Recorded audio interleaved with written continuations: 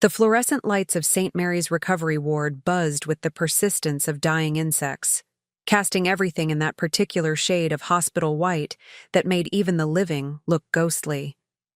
Staff Sergeant Anny Morrison lay propped against starched pillows, her left leg elevated in a complex web of pulleys and braces, the titanium pins in her femur still aching with the memory of the IED blast that had ended her third tour in Afghanistan 6 months ago. The morphine drip had been reduced that morning, leaving her mind clear, but her body singing with pain that felt like lightning trapped in bone. Preparing and narrating this type of story took us long efforts and hard work. So if you are enjoying the story, please consider subscribing to our channel. She was staring at the ceiling tiles, counting the water stains that looked like continents she'd never visit, when her phone rang. The caller ID showed a number she didn't recognize. Local. Area code. Probably another bill collector or insurance adjuster. She almost let it go to voicemail, but something made her swipe to answer. Is this Staff Sergeant Anny Morrison? The voice was gravelly, older, with the kind of careful precision that came from years of dealing with delicate situations. Yes, this is Annie. Who's asking? My name is Frank Kowalski. I own Kowalski's Pawn and Jewelry on 5th Street. Ma'am, I'm calling because someone brought in some military medals this morning and, well, I think they might belong to you. The words hit her like ice water. Annie's free hand instinctively moved to her nightstand, where her metal display case should have been sitting. Where it had been sitting when the nurses wheeled her into surgery 12 hours ago. Her fingers found only the smooth surface of the hospital table, a water pitcher, a box of tissues, and nothing else. What medals? Her voice came out smaller than she intended. A Purple Heart, Bronze Star with V device, Combat Infantry badge, and several service ribbons. The person who brought them in. They said they were cleaning out their sister's apartment. Said you'd died in combat. The room tilted. Annie gripped the bedrail with white knuckles, her heart hammering against her ribs. Someone told you I was dead? Yes, ma'am. A young woman, maybe mid-20s, dark hair. She had your address, knew your rank and unit. Very convincing. But something didn't sit right with me. I've been in this business 30 years, and I served 2 tours in Vietnam myself. Those medals, they had weight to them. Real weight. Not the kind of thing someone gives up lightly, even for grief. Annie closed her eyes, and immediately she could see her sister Rebecca's face, the way it had looked that morning when she'd visited before surgery. How Rebecca's eyes had kept darting around the room, never quite meeting Annie's gaze. How she'd seemed nervous, fidgety, asking strange questions about Annie's finances and whether she had valuable stuff in her apartment. Mr. Kowalski, Annie said, her voice steadier now. I'm very much alive. I'm in St. Mary's Hospital right now recovering from surgery. And those medals, they're mine. I earned every single one of them. The silence on the other end stretched long enough that Annie wondered if the call had dropped. Then Frank cleared his throat. Ma'am, I was afraid of that. I've already called the police. Detective Sarah Chen should be contacting you shortly. I've got your medals locked in my safe, and they're not going anywhere until we get this sorted out. After Frank hung up, Annie lay in the antiseptic quiet, staring at her phone screen until it went dark. The pain in her leg seemed distant now, overwhelmed by a different kind of ache that started in her chest and radiated outward like shrapnel. Rebecca, her baby sister, who used to sleep in Annie's bed during thunderstorms, who'd cried at the airport every time Annie deployed, who'd visited her in the hospital every day since the surgery. Rebecca, who had looked her in the eye this morning and asked if she needed anything from home. The Bronze Star had been for that day in Kandahar when Annie had pulled 3 wounded soldiers from a burning Humvee while under enemy fire. The Purple Heart was for the metal fragments still embedded near her spine, too dangerous to remove. The medals weren't just brass and ribbon.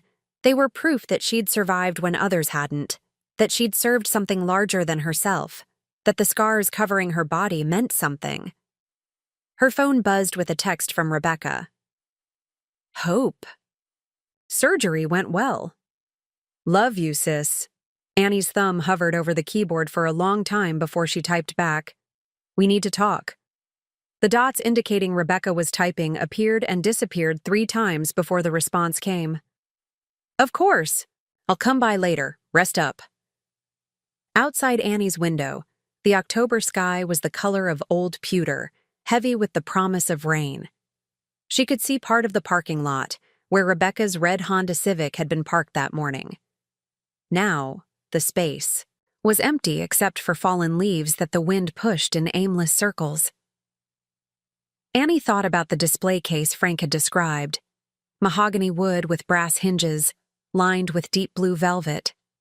She'd bought it with her first paycheck after returning stateside, had spent an entire Sunday afternoon arranging the metals just right. It had sat on her dresser like a small shrine, catching the morning light through her bedroom window.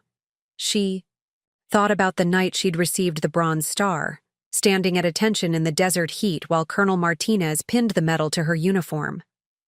The weight of it against her chest, heavier than it should have been for something so small. The pride in her squad's faces, the knowledge that she'd earned their respect in the most fundamental way possible. And she thought about Rebecca, 24 years old and struggling, always struggling. Rebecca, who'd dropped out of college twice, who couldn't hold a job, who'd been borrowing money from their parents for years. Rebecca, who'd looked so relieved when Annie came home wounded, as if having her big sister nearby might solve all her problems. The irony wasn't lost on her. She'd survived 3 tours in a war zone only to be betrayed by the person she'd been, fighting to protect.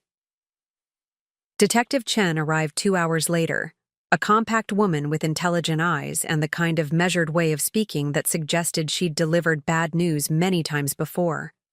She pulled up a chair beside Annie's bed and opened a small notebook. Staff Sergeant Morrison, I've spoken with Mr. Kowalski and reviewed the pawn shop's security footage. Your sister Rebecca Morrison brought in the medals at approximately 9:30 this morning, claiming you had died in combat.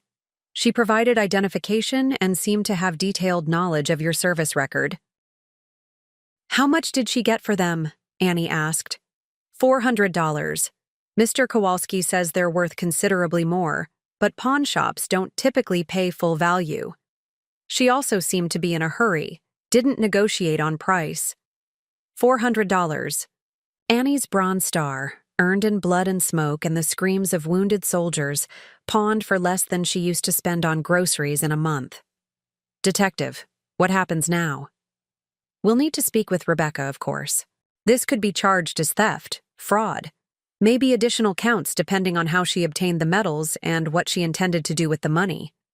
But I need to ask, did she have access to your apartment? Your keys? Annie nodded slowly. She has a spare key.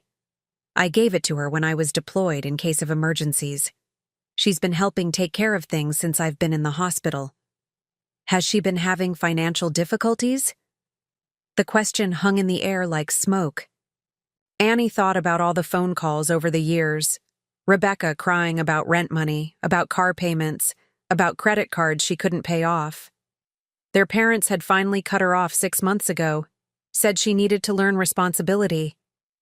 Annie had been sending her money from overseas, $200 a month to help with expenses. Yes, Annie said finally. She's been struggling for a while. Detective Chen made a note. I'll need contact information for Rebecca. We'll bring her in for questioning, probably tomorrow. Mr. Kowalski will hold on to your medals as evidence for now, but you'll get them back. After the detective left, Annie called her parents in Phoenix. Her mother answered on the second ring, and Annie could hear the evening news playing in the background. Annie, how did the surgery go, sweetheart? Mom, I need to tell you something about Rebecca. The silence stretched long enough that Annie could hear her father asking what was wrong. When her mother spoke again, her voice had changed, becoming smaller and more careful. Oh no. What did she do now? Annie told her everything. The pawn shop, the medals, Rebecca's lie about her being dead. Her mother listened without interrupting, but Annie could hear her crying softly. "I don't understand," her mother said when Annie finished. "Those medals. She knew what they meant to you. She was so proud when you got the Bronze Star. She carried the photo from the ceremony in her wallet. Mom, has she asked you and Dad for money recently?" Another pause. "Last week. She said she was behind on rent, might get evicted. Your father and we said no. We thought we were helping by making her be responsible. Oh God, Annie, this is our fault." "No, Mom. This is Rebecca's choice. You did the right thing." But as Annie said it, she wondered if that was true. Maybe, if she'd known how desperate Rebecca was, she could have helped differently. Maybe if she'd been a better sister, more present, less focused on her own recovery. The thoughts chased each other in circles until visiting hours ended and the hospital grew quiet around her.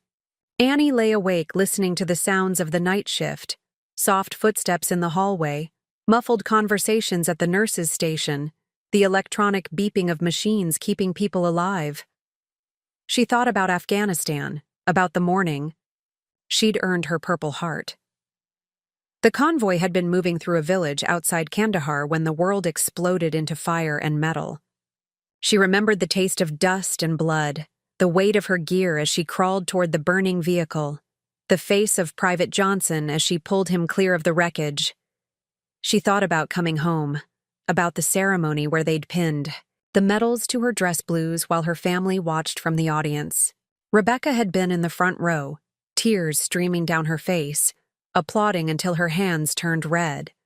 And she thought about trust, how it was like a bone that, once broken, never quite healed the same way again. Outside her window, the first drops of rain began to fall, tracing silver paths down the glass like tears. The morning brought gray light and the smell of institutional breakfast, scrambled eggs that had never seen a real chicken and coffee that could strip paint. Annie picked at her food, her appetite killed by the cocktail of pain medication and betrayal that had kept her awake most of the night. Every time she'd started to drift off, she'd see Rebecca's face, or remember the weight of her Bronze Star the first time she'd held it. Physical therapy was scheduled for 9 a.m. Janet, her therapist, was a cheerful woman in her 50s who treated recovering from combat injuries like training for the Olympics, all encouragement and measured progress and refusal to accept limitations. "How are we feeling today, warrior?" Janet asked, wheeling in a collection of resistance bands and exercise equipment that looked more like medieval torture devices. "Like my sister sold my soul to a pawn shop," Annie muttered, then immediately felt guilty for the sarcasm. Janet didn't deserve her anger, but Janet just nodded, apparently unfazed. "Heard about that from the nurses. Family betrayal hits different than enemy fire, doesn't it? Hurts in places you didn't know you had." They worked in relative silence for the next hour, Annie pushing through exercises designed to rebuild the strength in her left leg. The titanium pins pulled and ached, but it was nothing compared to the ache in her chest every time she thought about those empty spaces on her dresser where her medals should have been. "You know," Janet said as Annie struggled through a set of leg raises, "I had a patient once, Marine who did 4 tours in Iraq. Came home to find his wife had cleaned out their bank account and moved to Florida with his best friend. He was so angry he could barely function. Couldn't focus on recovery, couldn't sleep, couldn't even look at people without wondering who else was going to betray him. What happened to him? He got better. Slowly. But not until he figured out that carrying that anger around was like carrying a backpack full of rocks. It wasn't hurting anyone but him." Janet adjusted the resistance on Annie's exercise band. "I'm not saying forgive and forget. I'm saying don't let someone else's choices poison your own healing." After therapy, Annie called her apartment complex to change the locks. The maintenance supervisor, Miguel, had known her for 3 years and had always been friendly. His voice went cold when she explained what had happened. "Your sister, she seemed so nice. Always asking about you when you were deployed, worried sick. I'm real sorry, Sergeant Morrison. I'll have new locks installed today, no charge. Miguel, was she there often while I was in the hospital? A pause. Few times. Said she was checking on things, watering your plants. I didn't think nothing of it. Family, you know. Annie thought about her apartment, the small one-bedroom she'd rented after coming back from her second deployment. It wasn't much, but it had been hers. A place to decompress after the chaos of military life, filled with books she'd collected from different bases, photos of her squad, a few pieces of furniture she'd actually chosen instead of having assigned. To her. Rebecca had been there multiple times, walking through Annie's private space, looking at her things, planning which ones to steal. The thought made her stomach turn. Around noon, her phone rang. Rebecca's name appeared on the screen, and Annie stared at it for 3 rings before answering. Annie, I was just thinking about you. How are you feeling after surgery? Rebecca's voice was bright, cheerful, exactly the same as it had been every day for the past week. No guilt, no nervousness, no indication that she'd committed a felony 12 hours earlier. I'm fine, Becca. Listen, I need to ask you something. Of course. Anything. Did you take my medals? The silence that followed was so complete that Annie wondered if the call had dropped. She could hear traffic in the background, the distant sound of music, as if Rebecca was in a car or walking down a busy street. What? What are you talking about? Rebecca's voice had changed, become smaller and more careful. My purple heart, my bronze star. Did you take them from my apartment and sell them to a pawn shop? Annie, why would you think that? I would never. The pawn shop owner called me Becca. He has security footage. The police are looking for you. The sound that came through the phone might have been a sob, or a gasp, or both. When Rebecca spoke again, her voice was thick with tears. I'm sorry. Oh God, Annie, I'm so sorry. I never meant for this to happen. Where are you right now? I'm in my car. I was driving around, trying to figure out how to tell you. I've been driving around all morning. Come to the hospital. We need to talk. The police? Come to the hospital, Rebecca. Now. Rebecca arrived an hour later, and Annie barely recognized her. Her sister had always been thin, but now she looked skeletal, her clothes hanging loose on her frame. Dark circles under her eyes suggested she hadn't been sleeping well, and her hands shook as she pulled a chair up beside Annie's bed. I didn't tell them you were dead to hurt you, Rebecca said without preamble. I told them that because I thought it would be easier. Less questions. I never thought anyone would actually check. Why did you need the money? Rebecca's face crumpled. I owe people, Annie. Bad people.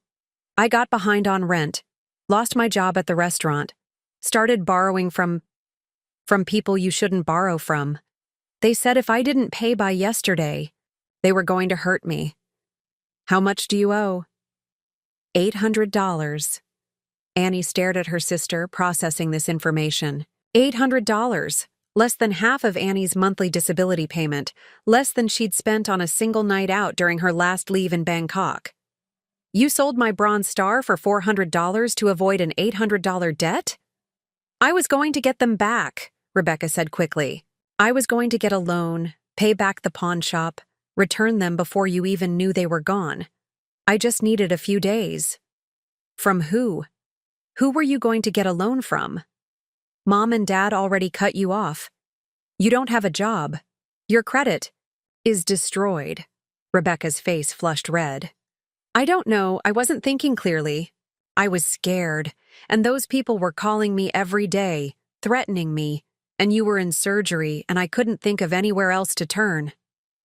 Annie studied her sister's face, looking for signs of deception, but all she saw was desperation and shame.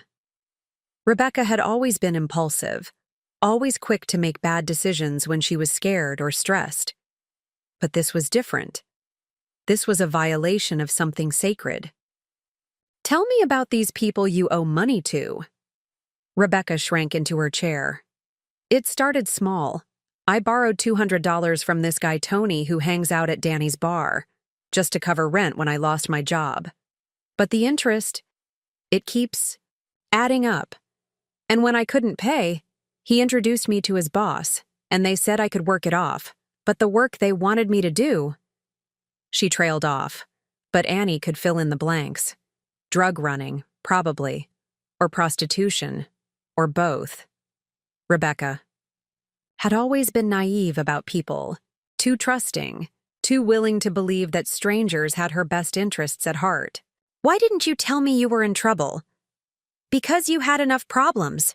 You were dealing with your injuries, with the VA, with trying to figure out what to do with your life. I didn't want to burden you with my mess. So instead, you stole from me. The words hung in the air like a slap.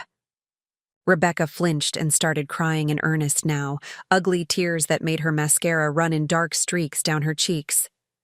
I know there's no excuse. I know what I did was terrible. But I was so scared, Annie. Those people, they showed me pictures of what they do to people who don't pay. And I thought, just this once, just to get them off my back, and then I'd fix everything. Annie thought about fear. How it tasted like copper and made your hands shake and your heart race. She'd been afraid plenty of times in Afghanistan, but it had been clean fear, honest fear. Fear of enemy fire and IEDs and dying far from home. This was something different, something that made you betray the people who loved you most. Where did you get the idea to pawn them? I was at your apartment, watering your plants like I said I would, and I saw the medals. And I remembered you telling me once about how expensive military decorations were, how people collected them. I thought maybe they were worth enough to solve my problem. Did you research their value? Did you know what they were actually worth? Rebecca shook her head miserably. I just went to the first pawn shop I found. I was too nervous to shop around or ask questions. I just wanted it to be over. Annie felt a flash of anger at her sister's stupidity. A Purple Heart could sell for thousands of dollars to collectors, despite the fact that selling military medals was technically illegal. A Bronze Star with V device, especially one with proper documentation, could be worth even more. Rebecca had traded away Annie's most precious possessions for a fraction of their value, and she hadn't even bothered to find out what they were worth first. But underneath the anger was something else, a deep, bone-deep sadness for the sister she'd thought she knew. The little girl who used to build blanket forts with her, who'd waited by the mailbox for letters from Annie's deployments, who'd once said she wanted to join the army too, just like her big sister. The police are going to arrest you, Annie said, quietly. I know. You could go to prison. I know. And even if you don't, even if you get probation or community service, this is going to follow you for the rest of your life. Background checks, job applications, everything.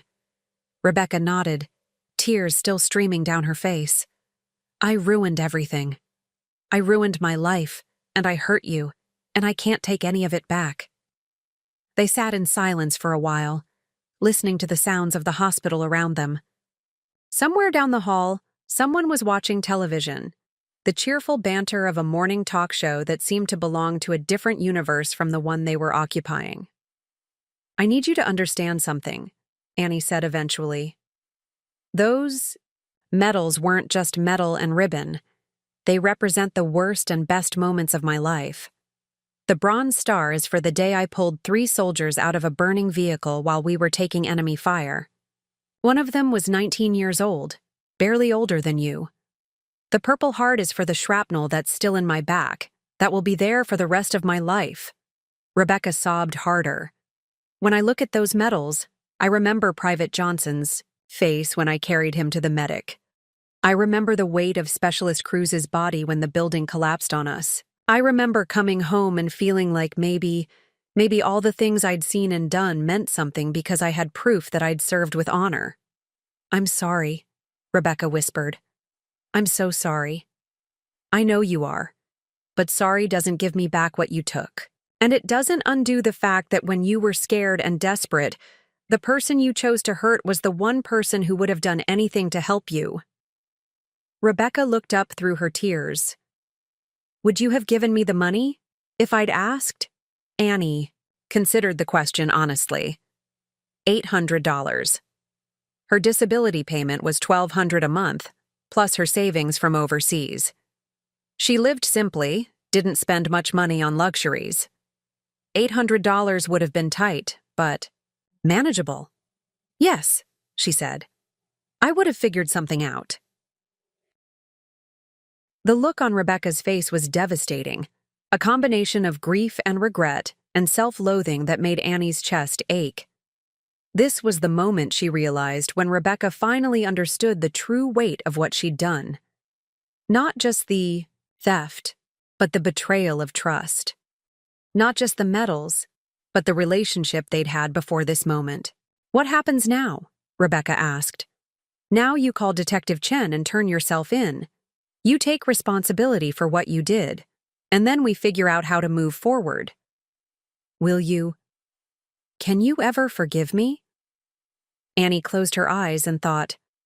About forgiveness. About whether it was something you granted or something you earned. About whether love was strong enough to survive betrayal, or whether some violations were too deep to heal from. I don't know, she said honestly. Ask me. Again in a year, Detective Chen arrived within an hour of Rebecca's call, and Annie watched from her hospital bed as her sister was read her rights and led away in handcuffs.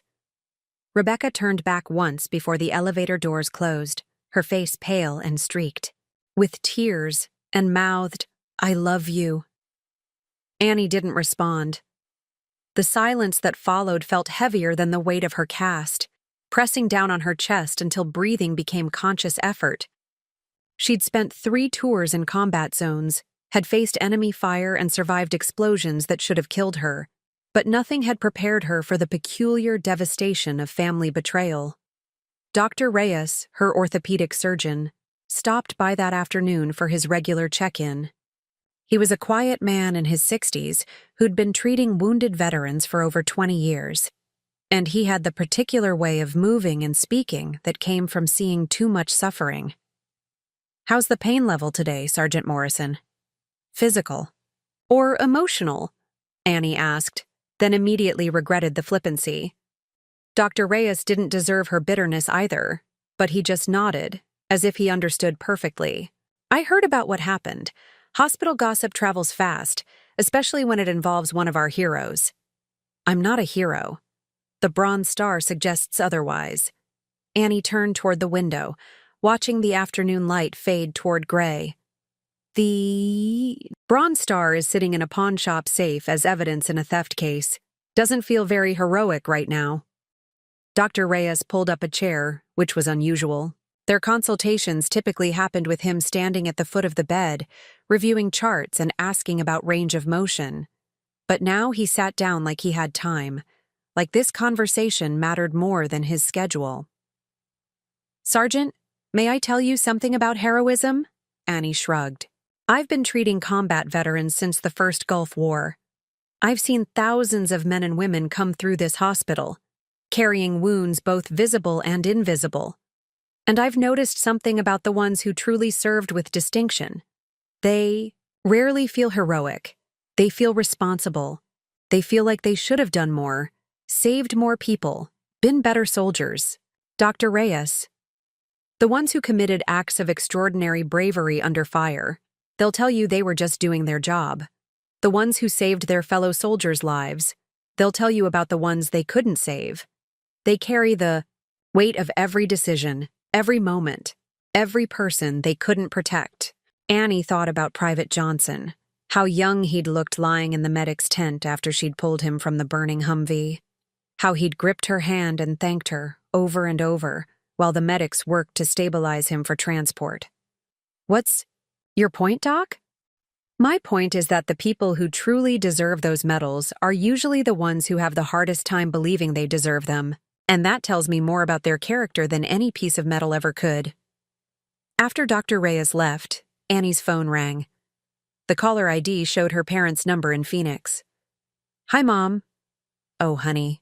Her mother's voice was thick with tears. "We just heard.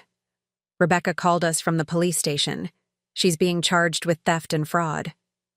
"I know.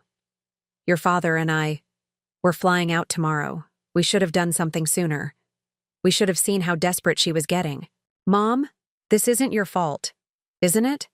We cut her off, stopped giving her money. Maybe if we'd handled things differently, maybe if Rebecca had handled things differently, we wouldn't be having this conversation." The sharpness in her own voice surprised Annie. She wasn't used to being angry with her parents, who'd always been supportive and loving, if sometimes enabling when it came to Rebecca's problems. "I'm sorry," she said more gently.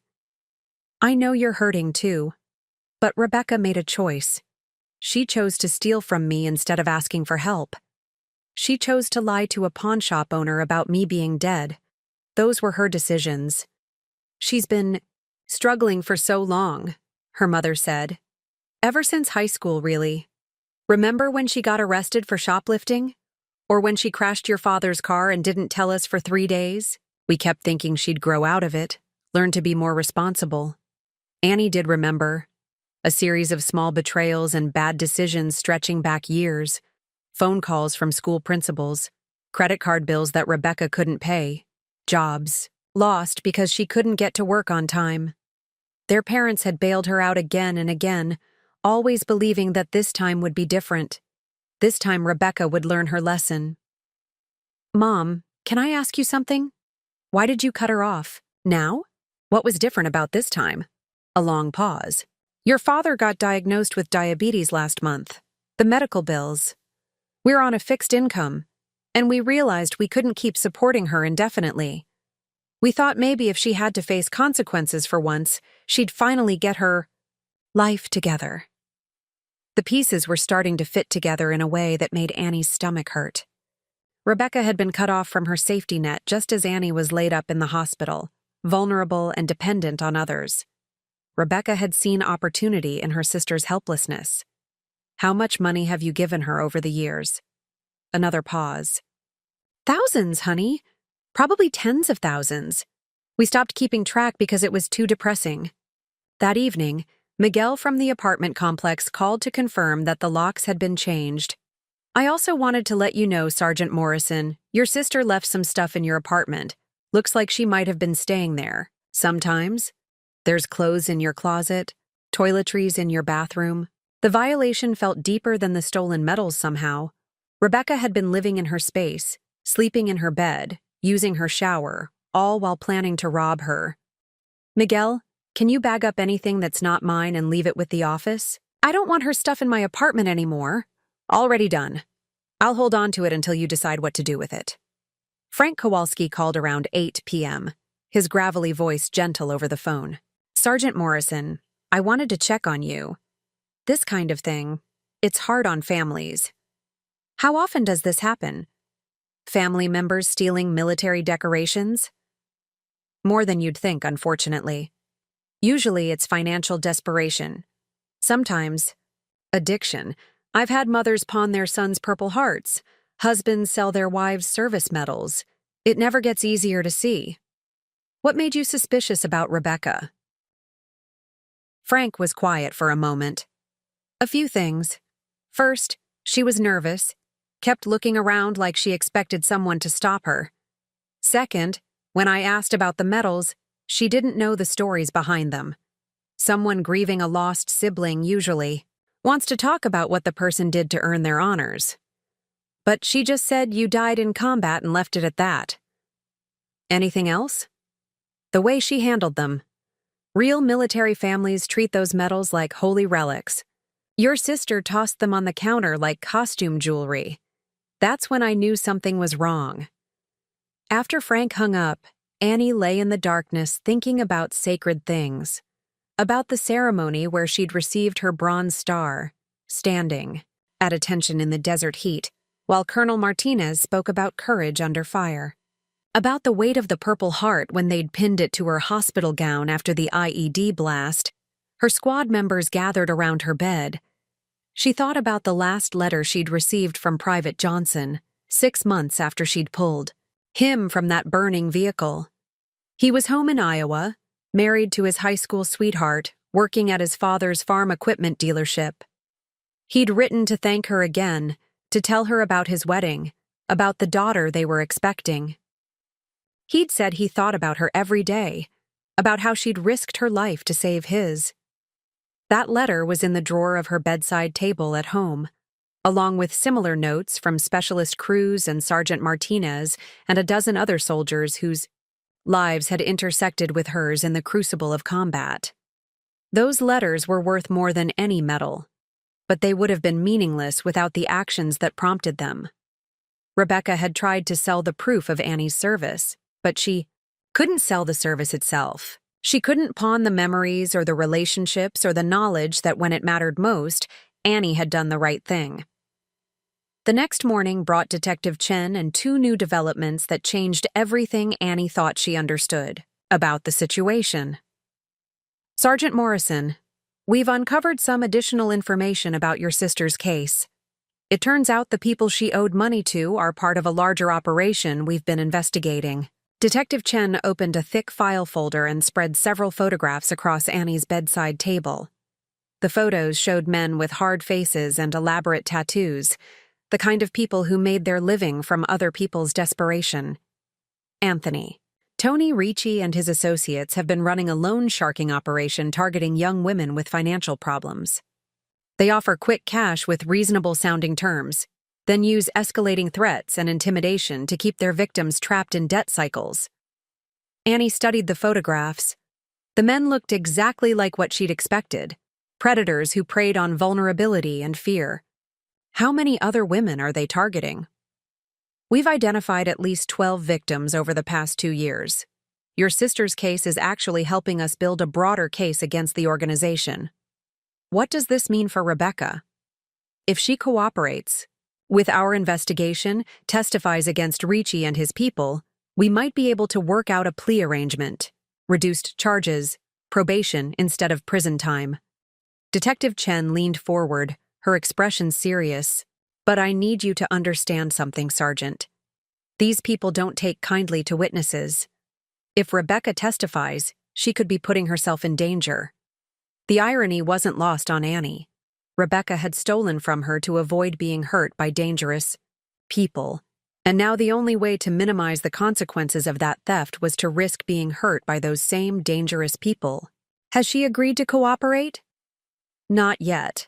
She's scared, which is understandable, but her testimony could help put these people away and prevent other young women from being victimized. After Detective Chen left, Annie called the number for the county jail and arranged to visit Rebecca that afternoon. The jail was a 40-minute drive from the hospital, and Annie had to get special permission from Dr. Reyes to make the trip in a wheelchair-accessible van. The Riverside County Detention Center was a squat concrete building surrounded by razor wire and security cameras, painted the color of institutional beige that seemed designed to crush hope. Annie had never been inside a jail before, despite her military service and all the places that had taken her. The metal detectors, the guards with their bored expressions, the smell of disinfectant trying to mask something darker, it all felt surreal. Rebecca appeared on the other side of the reinforced glass wearing an orange jumpsuit that made her look even smaller and younger than usual. Her dark hair was pulled back in a messy ponytail, and there were shadows under her eyes that suggested she hadn't slept much. She picked up the phone on her side of the partition with shaking hands. "You came," she said, her voice distorted by the cheap speaker. "Detective Chen told me about Tony Ricci and his operation." Rebecca's face went pale. "She told you about that?" "She told me you might be able to help prosecute them. That you might be able to help other women who are trapped like you were. Annie, you don't understand. These people, if I testify against them, they'll kill me. They've made that very clear. And if you don't testify, you'll go to prison for stealing my medals. Either way, your life is going to be very different from now on." Rebecca started crying, The kind of quiet, hopeless tears that come from being trapped between bad choices. How did I get here? How did my life become such a mess? Annie studied her sister's face through the scratched glass, seeing echoes of the little girl who used to crawl into her bed during thunderstorms. Rebecca had always been the baby of the family, protected and indulged, never forced to face the full consequences of her choices. Even now, part of her seemed to be waiting for someone else to solve her problems. Becca, I need to ask you something, and I need you to be completely honest with me. Rebecca nodded. How long have you been taking things from my apartment? The question hung in the air like smoke. Rebecca's face went through a series of expressions: surprise, guilt, resignation, and finally something that might have been relief. A few months, she admitted quietly. Nothing big at first. Just small things I thought you wouldn't notice. A $20 bill from your dresser drawer. Some jewelry you never wore. The bottle of good bourbon you brought back from Germany. Annie felt something cold settle in her stomach. What else? Your grandmother's ring. The one with the sapphire. I pawned it 3 weeks ago for $200. The ring had been their maternal grandmother's engagement ring, passed down through 3 generations. Annie had planned to give it to Rebecca someday, when Rebecca was mature enough to understand its significance. Now it was gone, sold for drug money or rent or whatever crisis had seemed important at the time. Jesus, Rebecca. I was going to buy it back. Just like with the medals. I had a plan to get everything back before you found out. With what money? You don't have a job. You don't have any way to earn the money to buy back the things you've stolen. Rebecca's face crumpled again. I don't know. I wasn't thinking straight. Every time something went wrong, I'd panic and grab something else, thinking maybe this time it would solve everything. But it just kept getting worse. They sat in silence for a moment, separated by glass and years of accumulated betrayals.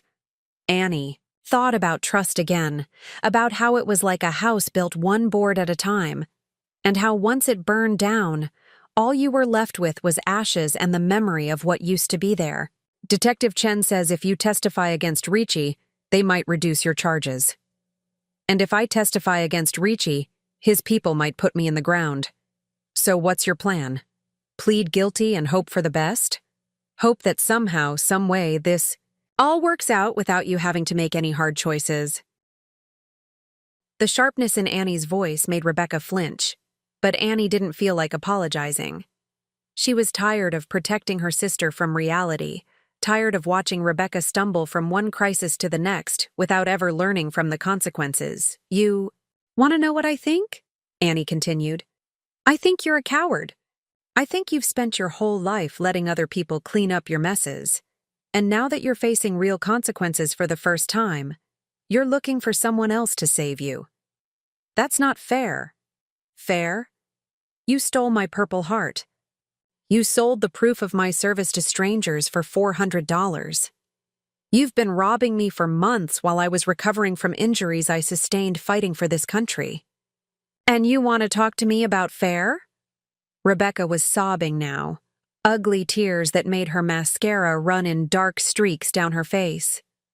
Several other inmates and their visitors were staring, but Annie didn't care. She'd been holding in her anger for 2 days, and now it was pouring out like water from a broken dam. Those medals weren't just mine, Rebecca. They belonged to every soldier in my unit. They represented Private Johnson, who almost died in that burning Humvee. They represented Specialist Cruz, who was killed by an IED 2 weeks before we came home. They represented all the people I couldn't save, and the few I could. I know. Do you? Do you really understand what you took from me? Or do you just know that you got caught? The question hung in the air between them. Rebecca wiped her eyes with the back of her hand, smearing orange fabric across her wet cheeks. I know I hurt you, she said quietly. I know I violated something sacred. I know I destroyed your trust in me, maybe forever. And I know that saying sorry doesn't fix it. I know that crying doesn't undo what I did. I know that I have to live with the consequences of my choices, even if those consequences are terrible. It was the first time Annie had heard Rebecca take full responsibility for her actions without making excuses or blaming external circumstances. It should have felt like progress, but instead it just felt sad. So, what are you going to do? Rebecca was quiet for a long time, staring down at her hands folded in her lap. When she looked up, her eyes were red but determined. I'm going to testify against Ricci. I'm going to help the police stop these people from hurting other women the way they hurt me. Even if it puts you in danger? Especially if it puts me in danger. Because for the first time in my life, I'm going to do the right thing even when it's hard, even when it's scary, even when I don't want to. Annie felt something shift in her chest, a small loosening of the knot of anger and betrayal that had been sitting there since Frank Kowalski's phone call. It wasn't forgiveness. She wasn't ready for that yet. But it was recognition. For the first time in years, Rebecca sounded like an adult. The police will provide protection, Annie said. Witness relocation if necessary. I know. Detective Chen explained all of that. I'll probably have to move away, start over somewhere else with a new identity. The thought of Rebecca disappearing into witness protection, of losing her sister permanently to this mess, hit Annie harder than she'd expected. For all of Rebecca's flaws and failures, she was still the little girl who'd built blanket forts and waited by the mailbox for letters from deployment. I wish things had been different, Annie said. Me too. I wish I'd been stronger. I wish I'd been smarter. I wish I'd been the kind of sister you deserved instead of the kind who steals from you. They talked for another 30 minutes, mostly about practical things. What would happen to Rebecca's few possessions, how to contact their parents, whether the charges might be reduced if she cooperated fully with the investigation. But underneath the logistics was a deeper conversation about responsibility and consequences and the weight of choices that couldn't be undone. As visiting hours ended and they prepared to hang up their phones, Rebecca pressed her palm against the glass. Annie? I know you might never forgive me, but I want you to know that I'm proud of you. I've always been proud of you. Those medals, they represent everything I wish I could be. Annie looked at her sister's face, seeing past the orange jumpsuit and the institutional fluorescent lighting to the person underneath. Rebecca was broken, maybe irreparably, but she was trying to put herself back together in the only way she knew how. Becca? Yeah? When this is all over, when you're wherever witness protection sends you, write to me. Let me know you're okay. Rebecca's face brightened, with something that might have been hope. You'd want to hear from me? I'll always want to know you're safe. No matter what else happens between us, you're still my sister. The drive back to the hospital took place in gray twilight, the wheelchair-accessible van navigating through traffic, while Annie stared out the window at a world that seemed subtly different than it had that morning. The betrayal still hurt. The anger was still there. But there was something else now, too. A sense that maybe this disaster might force Rebecca to finally grow up. Dr. Reyes was waiting when she got back to her room, along with a surprise visitor that made Annie's heart skip a beat. Sergeant Morrison, said Colonel Martinez, rising from a chair beside her bed. I hope you don't mind the unannounced visit. Colonel Martinez was grayer than she remembered, wearing dress blues with ribbons that told the story of 30 years of military service.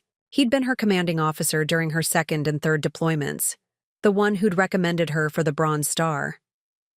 Sir, I wasn't expecting... How did you know I was here?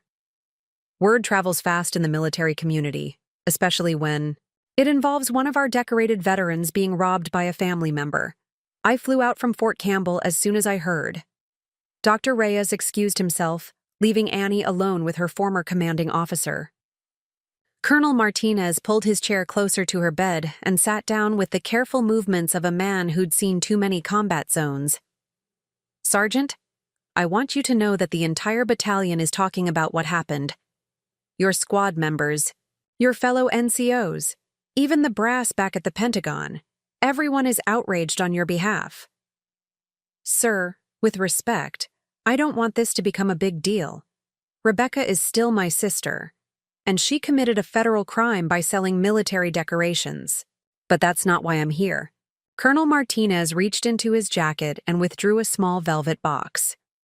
I'm here because of what those medals represent, because of what you did to earn them, because no family betrayal can take away the fact that you saved lives under enemy fire. He opened the box to reveal a bronze star identical to the one sitting in Frank Kowalski's safe as evidence. Annie stared at it, her throat tight with emotion she couldn't quite name. Sir, the Army doesn't normally issue replacement decorations for stolen medals until the legal case is resolved. But in this case, given your service record and the circumstances, we're making an exception. This bronze star comes with the same citation as your original, signed by the same commanding officer who recommended you. Annie's hand shook as she accepted the box. The medal felt exactly like she remembered. Heavier than something so small should be, warm from Colonel Martinez's pocket, real in a way that made her chest ache. There's more, Colonel Martinez continued, producing a second box. The Purple Heart Foundation heard about your situation. They've donated a replacement Purple Heart, along with replacement service ribbons for every decoration you earned. By the time he finished, Annie's bedside table was covered with small boxes containing the proof of her service. Not the original medals. Those would hopefully be returned when Rebecca's case was resolved, but identical replacements that carried the same weight and meaning. I don't know what to say, sir. Don't say anything. Just remember that your service matters. What you did in Afghanistan matters. The soldiers you saved matter. And no family betrayal can take that away from you. After Colonel Martinez left, Annie sat alone with her replacement medals, opening each box and examining the contents. The bronze star caught the overhead light and threw it back in small rainbows. The Purple Heart sat heavy in her palm, its purple, ribbon vivid against the hospital white of her bedsheets. She thought about Rebecca, alone in her jail cell, facing a future that might include witness protection and a new identity in some distant city. She thought about Tony Ricci and his associates, predators who made their living from other people's desperation. She thought about the other women Detective Chen had mentioned, trapped in cycles of debt and fear. And she thought about Private Johnson, safe on his farm in Iowa with his wife and daughter. About Specialist Cruz, whose parents still sent her Christmas cards every year. About all the soldiers who'd made it home because she'd done her job when it mattered most. The medals were important, but they weren't the most important thing. They were symbols, representations, proof for a world that needed proof. But the real substance, the service, the sacrifice, the moments of courage under fire, that lived in her memory and in the lives she'd touched. Rebecca had tried to steal that, but she'd only managed to steal the symbols. The reality was untouchable, unbreachable, proof against betrayal. Outside her window, the hospital parking lot was lit by orange sodium lights, and in the distance, the city sparkled with 10,000 small stories of triumph and failure, love and betrayal, courage and cowardice. Annie was part of that tapestry now, her story woven into the larger story of people doing their best in an imperfect world.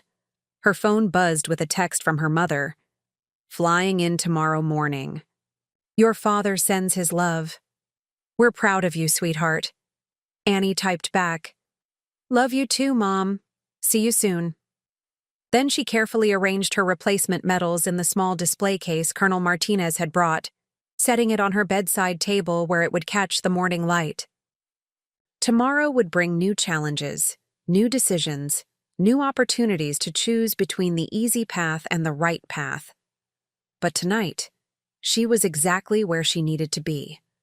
A decorated veteran recovering from honorable wounds, surrounded by proof that some things were worth fighting for. The courtroom was smaller than Annie had expected, with wood paneling that had been polished to a dull sheen and fluorescent lights that made everyone look slightly sickly. She sat in the front row behind the prosecutor's table, her wheelchair positioned so she could see Rebecca clearly at the defendant's table 15 feet away. It had been 6 weeks since the arrest, 6 weeks of physical therapy and legal consultations, and sleepless nights wondering if she was doing the right thing by supporting the prosecution. Rebecca had been released on bail after agreeing to cooperate with the investigation into Tony Ricci's loan shark operation, and she was staying at a halfway house downtown while waiting for her own sentencing hearing.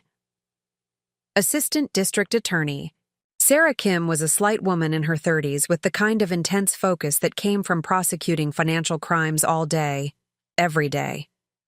She'd explained to Annie that Rebecca's case was relatively straightforward. Theft, fraud, and illegal sale of military decorations were serious charges with clear evidence. But the broader case against Ricci and his associates was more complex, involving multiple victims and years of documented intimidation. "Your sister's testimony is crucial to our case," Ada Kim had told Annie the week before. "She's the only victim willing to testify.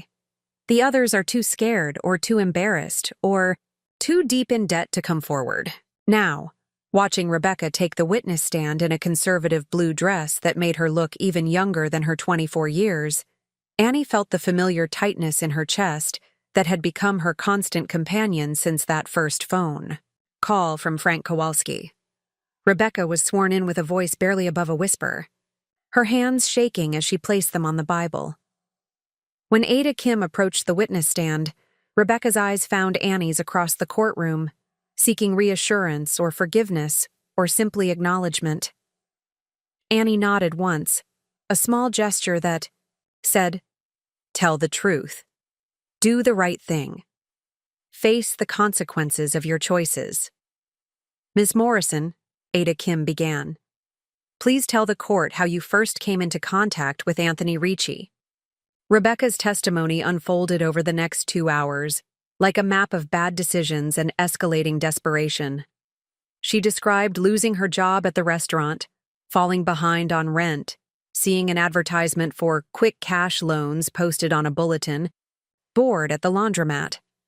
The first loan had been for $200 with what seemed like reasonable terms, $50 interest due in 2 weeks. But when I couldn't pay the full amount by the deadline, Mr. Ricci said I could make a partial payment and extend the loan. $50 became $100, then $200, then $400. Every time I thought I was getting ahead, the interest would compound, and I'd owe more than before. "Did Mr. Ricci or his associates ever threaten you?" Rebecca's voice got even, smaller. "Yes. When I told them I couldn't make a payment, they would show me photos on their phones. Pictures of women who'd been beaten up, hospitalized. They said that's what happened to people who didn't pay their debts." Ada Kim introduced photographs as evidence, images taken from Tony Ricci's phone during his arrest.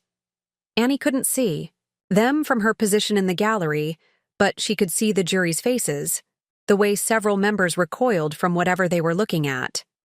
"Ms. Morrison, did there come a time when you felt you had no choice but to steal from your sister?" "Yes." Rebecca was crying now, quiet tears that she wiped away with tissues provided by the court clerk. "They said if I didn't have $800 by October 15th, they were going to hurt me. They said they knew where I lived, where I worked, where my family lived. They said they'd hurt my sister too if I tried to run." "And that's when you decided to take your sister's military decorations?" "Yes. I knew they were valuable, and I thought if I could just get enough money to pay off the debt, everything would go back to normal. I would pay back the pawn shop and return the medals before Annie found out they were missing." "Did you consider asking your sister for help directly?" Rebecca's face crumpled. She was in the hospital recovering from surgery. She'd already sacrificed so much serving our country, and she was dealing with her own medical bills and disability. I didn't want to burden her with my problems.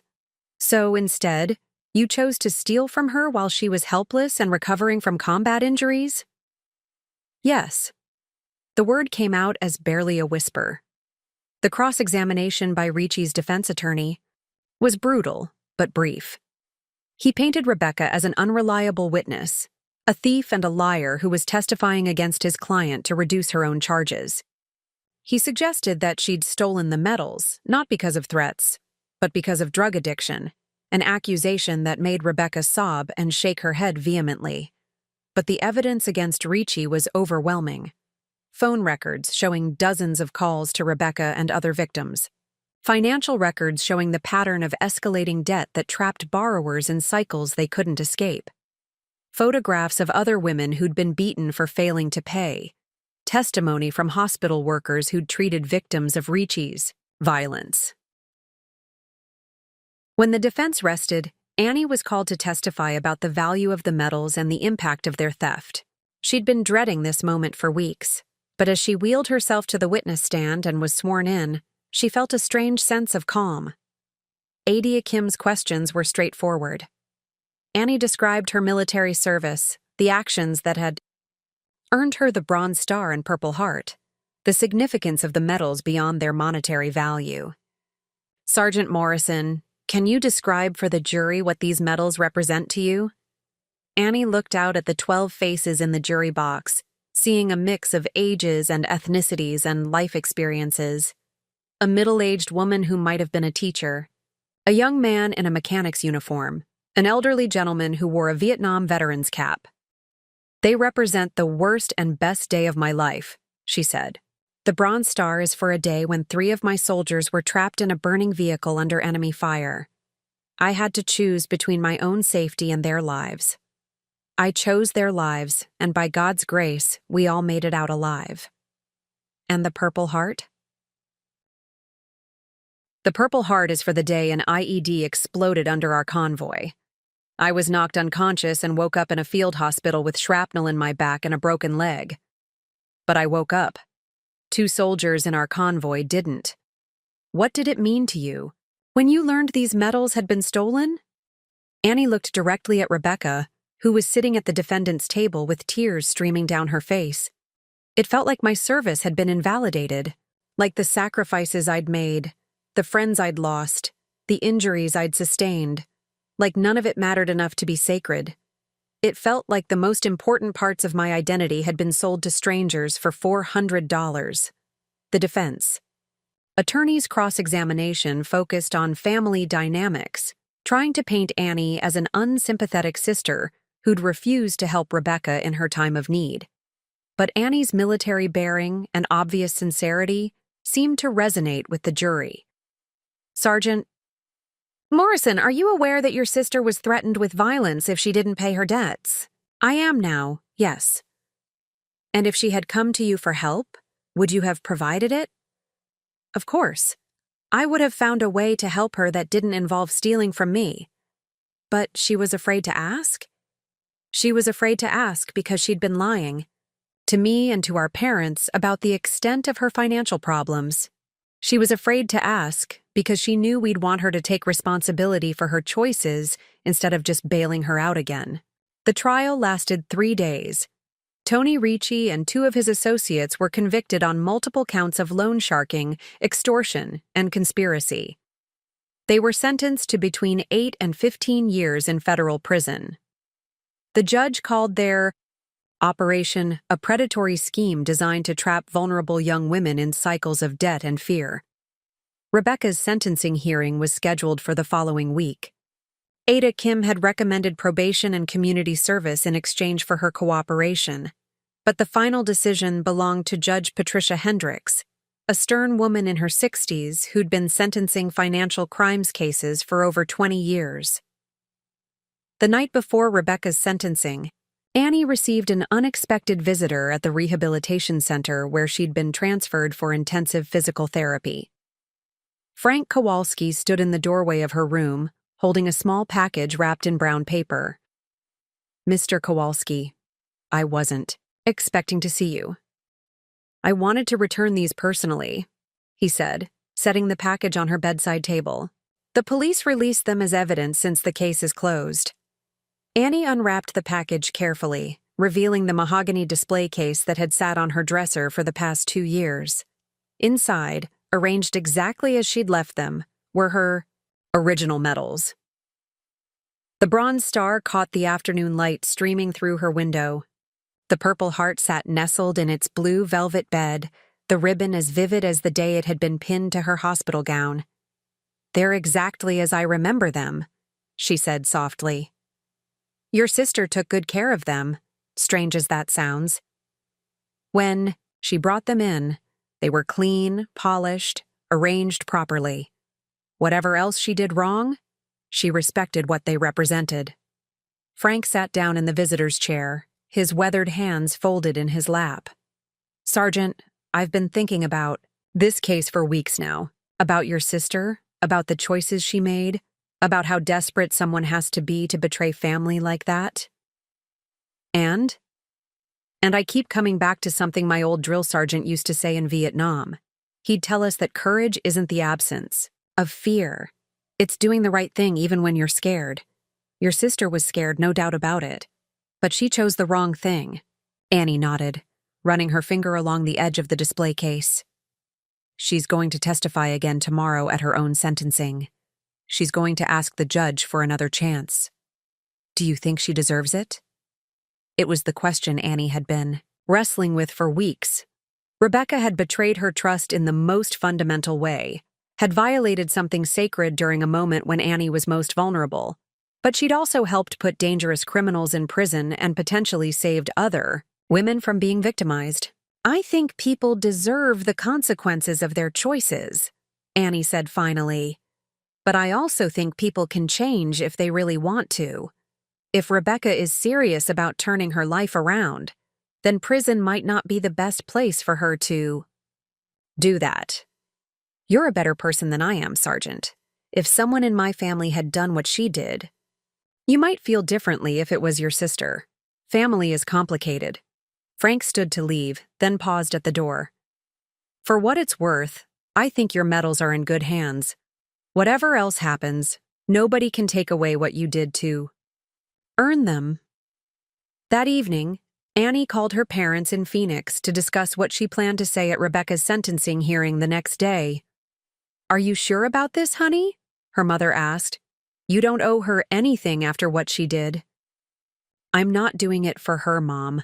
I'm doing it because I believe people can change, and I believe the justice system should be about rehabilitation as much as punishment. Your father thinks she should go to prison. He says maybe that's what it will take to finally teach her responsibility." Annie could hear her father in the background, his voice raised in frustration.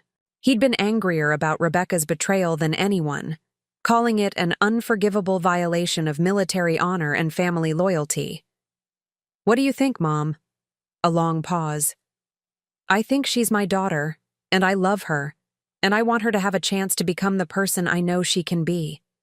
But I also think she's hurt you terribly, and if you need her to face the full consequences of that, I'll support you completely." The next morning, Rebecca's sentencing hearing was held in the same courtroom where she'd testified against Tony Ricci. The gallery was nearly empty except for Annie, her parents who'd flown in from Phoenix, and Rebecca's court-appointed social worker. Rebecca looked thinner than she had during the trial, her face pale and drawn from weeks of stress and uncertainty. She'd been staying at the halfway house, working part-time at a grocery store, attending court-mandated counseling sessions. The orange jumpsuit had been replaced by a simple black dress that made her look like she was attending a funeral. Judge Hendricks reviewed the case file while the courtroom waited in silence. Rebecca's attorney, a public defender named James Walsh, had filed character references and documentation of her cooperation with the prosecution. Ada Kim had submitted her recommendation for probation with strict conditions. "Ms. Morrison, Judge," Hendricks said finally, "you've pleaded guilty to theft in the second degree, fraud, and illegal trafficking in military decorations. These are serious crimes that carry significant penalties. Before I impose sentence, I'd like to hear from the victim in this case." Annie wheeled herself to the podium that had been adjusted for her wheelchair, her heart pounding with nervousness and uncertainty. She'd rehearsed what she wanted to say, but now, facing her sister across the courtroom, The words seemed inadequate. Your Honor, my name is Staff Sergeant Anny Morrison. I served 3 tours of duty in Afghanistan and was awarded the Bronze Star for Valor and the Purple Heart for injuries sustained in combat. On October 14th of last year, while I was in surgery to repair injuries from an IED blast, my sister Rebecca stole these medals from my apartment and sold them to a pawn shop for $400. She paused, looking directly at Rebecca, who was crying silently. The theft of these medals was a violation of everything I hold sacred. They represent not just my own service, but the service and sacrifice of every soldier I've ever served with. They represent friends I've lost and battles I've fought and wounds that will never fully heal. However, Your Honor, I've also seen my sister cooperate fully with law enforcement to help prosecute dangerous criminals who were preying on vulnerable women. I've seen her take responsibility for her actions in a way she never has before. I've seen her begin the hard work of changing her life. Annie took a deep breath, knowing that what she said next would affect not just Rebecca's future, but their relationship forever. I believe my sister deserves the chance to prove that she can be better than her worst decision. I believe that rehabilitation serves justice better than incarceration in this case. But I also believe that chance must come with strict conditions and ongoing accountability. Therefore, I'm asking the court to sentence Rebecca to 5 years of supervised probation, with conditions including restitution for the value of the medals, 500 hours of community service with veterans organizations, ongoing counseling, and regular drug testing. I'm asking for a sentence that will help her rebuild her life while honoring the seriousness of what she did. The courtroom was completely silent as Annie returned to her seat. Rebecca was sobbing openly now, her shoulders shaking with the weight of her sister's forgiveness and the responsibility that came with it. Judge Hendricks took a 15-minute recess to consider the sentence. When court reconvened, Rebecca stood before the bench with her attorney, her hands clasped behind her back in a position that reminded Annie of military attention. Ms. Morrison, Judge Hendricks began, you've committed serious crimes that violated not just your sister's trust, but the honor and sacrifice represented by military decorations. However, I'm also impressed by your cooperation with law enforcement and the steps you've begun to take toward rehabilitation. I'm sentencing you to 3 years of supervised probation, with conditions including full restitution to your sister, for the replacement cost of the medals, 400 hours of community service to be performed with veterans organizations, weekly counseling sessions for the first year of probation, monthly drug testing, and a curfew of 9 p.m. for the first 6 months. Rebecca collapsed into her chair with relief, her attorney patting her shoulder as she continued to cry. Judge Hendricks wasn't finished. Ms. Morrison, I want to be very clear about something. This sentence is an opportunity, not a gift. Your sister has shown you extraordinary grace and forgiveness, and you should spend every day of the next 3 years proving that her faith in you was justified. If you violate the terms of your probation in any way, you will serve the maximum sentence in state prison. Do you understand? Yes, Your Honor. Thank you, Your Honor. After the hearing, the Morrison family gathered in the courthouse hallway. Annie, Rebecca, their parents, and the weight of everything that had happened between them. Rebecca approached Annie's wheelchair tentatively, as if she wasn't sure she had the right to come closer. Annie, what you said in there, what you did for me. I don't know how to thank you. Don't thank me. Prove that I made the right choice. I will. I swear to you. I will spend every day proving that you were right to give me this chance. Mother was crying again, but these were different tears. Tears of relief and hope instead of shame and disappointment. Their father stood apart slightly, his jaw set in the expression he wore when he was fighting his own emotions. Dad? Rebecca said quietly. He looked at her for a long moment, then stepped forward and pulled her into a hug that lifted her off the ground. Don't you ever scare us like this again? He said roughly. Don't you ever put your sister through something like this again? I won't. I promise I won't." As the family prepared to leave the courthouse, Detective Chen appeared with final paperwork for Rebecca to sign. The witness protection program was no longer necessary since Ricci and his associates had been convicted and sentenced, but Rebecca would need to check in regularly with her probation officer and stay within the county limits unless she received permission to travel. "Ms. Morrison," Detective Chen said, "I want you to know that your testimony was crucial to our case. The other victims who were too scared to come forward, they'll be safer because of what you did." Walking out of the courthouse into the afternoon sunshine, Annie felt something she hadn't experienced in months, a sense of completion, of justice served, and family bonds tested but not broken. Rebecca would spend the next 3 years proving whether she deserved the second chance she'd been given. But for the first time since Frank Kowalski's phone call, Annie felt hopeful about the future. Her original medals were back in their display case, sitting on the dresser in her new ground-floor apartment. The replacement medals Colonel Martinez had brought would go to the VA hospital to be displayed in honor of all wounded veterans who'd had their service questioned or dismissed. And Rebecca would begin her community service the following week, working with homeless veterans at a shelter downtown, learning firsthand about the men and women whose sacrifices her actions had dishonored. It wasn't perfect justice. No family betrayal ever healed perfectly. But it was a chance for growth, for redemption, for proving that people could be better than their worst moments. As they walked toward the parking garage, Rebecca fell into step beside Annie's wheelchair. "Annie? When I'm done with probation, when I've completed all my service hours and counseling, would you like to have dinner sometime? Just the two of us?" Annie considered the question. 3 years was a long time.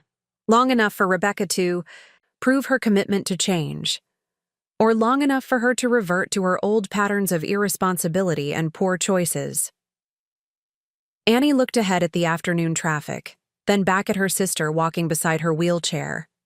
3 years felt like both an eternity and no time at all. She thought about trust, how it was built brick by brick and destroyed in an instant. But maybe, just maybe, it could be rebuilt the same way it was originally constructed. One honest action at a time. "Ask me again in 2.5 years," she said finally. "When you've completed your community service hours, when you've proven to yourself, not just to me, that you can follow through on your commitments." Rebecca's face fell slightly, but she nodded. "That's fair. More than fair." And, "Rebecca? Yeah?" The dinner invitation goes both ways. If you complete your probation successfully, if you really turn your life around, then I'd like to have that dinner. I'd like to get to know the person you become. Their parents had reached the car, and their father was loading Annie's wheelchair into the trunk with the efficient movements of someone who'd done it many times before. The October sky was clear and bright, the kind of day that made you believe in second chances and new beginnings. As they drove away from the courthouse, Annie caught sight of Rebecca in the side mirror, standing alone on the courthouse steps. She looked small and fragile, but there was something different in her posture, a straightness in her spine that hadn't been there before. For the first time, Rebecca was truly alone with the consequences of her choices, with no one to bail her out or clean up her mess. It would either destroy her or make her stronger. Annie found herself hoping, despite everything, that it would be the latter. 6 months later, Annie received her first letter from Rebecca. It was written on simple notebook paper in Rebecca's careful handwriting, describing her work at the veterans' shelter and the stories she was hearing from men and women who'd served their country only to come home to homelessness and addiction and invisible wounds. "I'm starting to understand," Rebecca wrote, "what those medals really meant, not just to you, but to everyone who's ever put their life on the line for something bigger than themselves. I'm sorry it took me so long to see that." The letter was signed simply, "Love your sister," and tucked inside the envelope was a small photograph of Rebecca serving meals at the shelter, her hair pulled back in a ponytail, her face serious and focused on the task at hand.